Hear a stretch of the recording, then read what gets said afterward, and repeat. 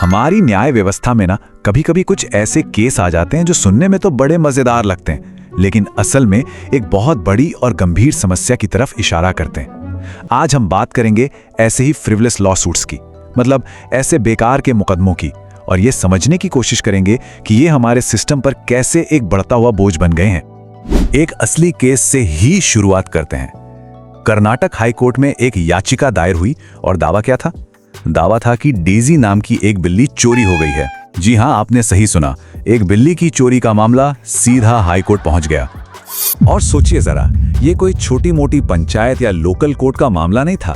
ये केस पहुंचा सीधा राज्य की सबसे बड़ी अदालतों में से एक में। तो सवाल ये है कि कोर्ट ने इस अजीबोगरीब याचिका का किया क्या?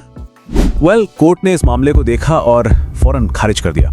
कोर्ट ने साफ कहा कि ये केस फ्रिवोलस है, मतलब एकदम बेकार और निरर्थक। इसमें कोर्ट का कीमती वक्त बर्बाद करने का कोई तुक ही नहीं बनता। अब देखिए, बिल्ली का केस सुनने में तो बड़ा मजेदार लगता है ना, लेकिन असल में ये हंसने वाली बात बिल्कुल नहीं है। ऐसे मामले हमारे जस्टिस सिस्टम को, आप समझिए, अंदर से खोखला कर रहे हैं, और इसके जो नतीजे हैं वो बहुत ज्यादा सीरियस हैं। तो अब शायद ही सवाल मन में आए कि अगर कोर्ट ने केस खारिज कर ही दिया तो फिर इसमें इतनी बड़ी बात क्या है? भाई, एक छोटा सा ही तो केस था, खत्म हो गया। लेकिन असल में ये एक बहुत बड़ी और गहरी प्रॉब्लम की तरफ इशारा करता है। देखिए, ये मामले सिस्टम को कई तरह से नुकसान पहुंचाते हैं। सबसे पहली बात तो ये कि कोर्ट का कीमती वक्त बर्बाद होता है। सोचिए, एक तरफ लाखों जरूरी केस हैं जो सालों से अपनी बारी का इंतजार कर रहे हैं, और दूसरी तरफ ऐसे केस जो कोर्ट का, जजों का, स्टाफ का, सबका वक्त खा जाते हैं। ये सिर्फ वक्त की बर्बादी नहीं, ये हमारे न्यायिक संसाधनों का खुला दुरुपयोग है। और फिर एक सबसे बड़ा सवाल खड़ा होता है कि भाई, शिकायत करने की जो आजादी है उसकी भी कोई सीमा होनी चाहिए या नहीं? तो फिर सवाल ये उठता है कि एक जरूरी कानूनी कार्रवाई और एक बेकार के मुकदमे में फर्क कैसे किया जाए? मतलब हमें ये कैसे पता चलेगा कि कब कोर्ट जाना सही है और कब नहीं? देखिए, फर्क असल में बहुत सीधा साधा है। एक जायज कानूनी लड़ाई तब होती है जब किसी के फंडामेंटल राइट्स पर, उसकी जान पर या उसकी प्रॉपर्टी पर सच में कोई खतरा हो।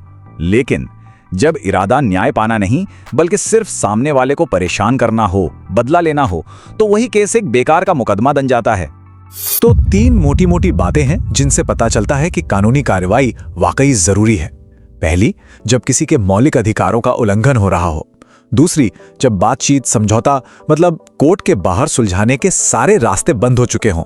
और तीसरी, जो बहुत जरूरी है, जब मामला सिर्फ एक इंसान का ना होकर पूरे समाज या जनहित से जुड़ा हो।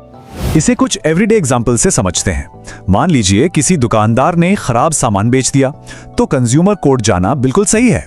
या फिर किसी ने जमीन पर गैर कानूनी कब्जा कर लिया है, तो सिविल केस करना जरूरी हो जाता है। और घरेलू हिंसा जैसे संगीन मामलों में तो क्रिमिनल केस दर्ज कराने के अलावा कोई और रास्ता बचता ही नहीं है।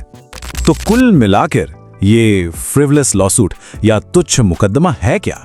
सीधी सी बात है, ये एक ऐसा केस है जिसके पीछे न्याय पाने की नियत ही नहीं है।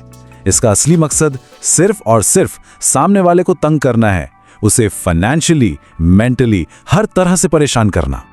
तो ये सब बातें हमें एक बहुत ही जरूरी सवाल पर ले आती हैं। हमारी जिम्मेदारी क्या है?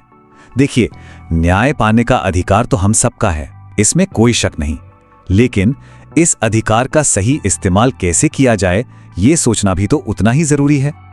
हाँ, शिकायत दर्ज करना हमारा हक है, लेकिन यह समझना भी बहुत जरूरी है कि हर छोटी बड़ी लड़ाई को कोर्ट तक खींच कर ले जाना सही नहीं है। क्योंकि जब हम ऐसा करते हैं तो हम अनजाने में उसी जस्टिस सिस्टम पर बोझ डाल रहे होते हैं जिसकी जरूरत हम सबको पड़ती है। और आखिर में यही सबसे बड़ा सवाल बचता है कि एक तरफ न्याय पाने का हमारा अधिकार है और दूसरी तरफ पूरे सिस्टम को ठीक से चलाने की हमारी सामूहिक जिम्मेदारी। तो इन दोनों के बीच एक बैलेंस कैसे बनाया जाए? ये एक ऐसा सवाल है जिस पे हम सबको सोचने की जरूरत है।